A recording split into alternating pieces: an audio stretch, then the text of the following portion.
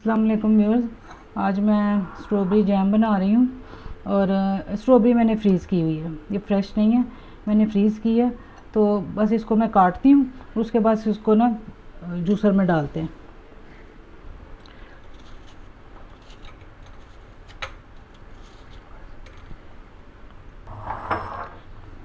ये मैंने काट लिया और ये हाफ़ केजी है, इसको हम अब जूसर में डालेंगे।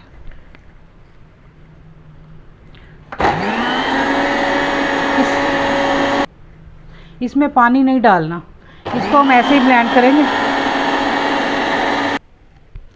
ये मैंने ग्राइंड कर लिया, अब मैं ना इसमें डाल रही हूँ कढ़ाई में। अच्छी तरह ये ना ग्राइंड हो गया।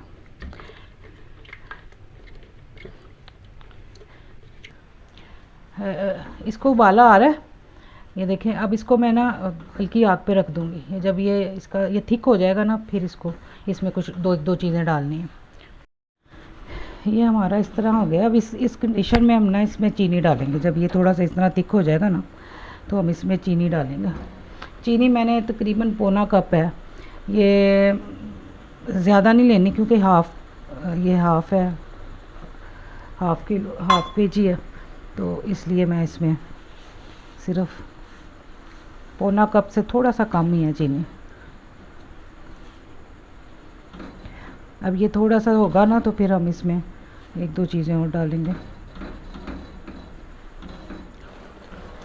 अब इसमें हम लेमन जूस डालेंगे। 2 लेमन का जूस है, मैं छोटे लेमन थे 2, उसका जूस है, ये डालेंगे कि शेल्फ लाइफ को लंबी करने के लिए। अभी ये थोड़ा सा पकेगा। ये मैं इस प्लेट में डाल के देख रही हूँ।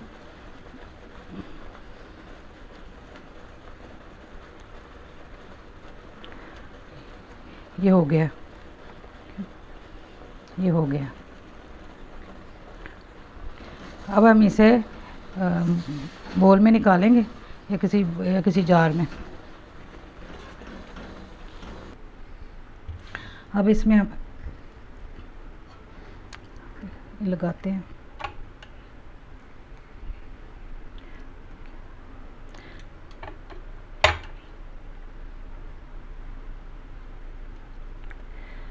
इसमें हमने लेमन इस्तेमाल किया, उससे ये ख़राब नहीं होता। और अब इसमें कोई केमिकल इस्तेमाल नहीं कर रहे, इसलिए कि हमने इतना ज़्यादा नहीं, ये ख़त्म हो जाएगा, जल्दी ख़त्म हो जाएगा, इतना ज़्यादा देर के लिए नहीं रखना।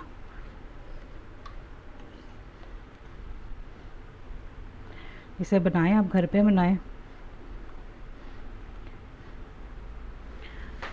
घर पे बनाएं। बहुत मज़े का बना है और आप भी ट्राई करें और मुझे सब्सक्राइब करें और लाइक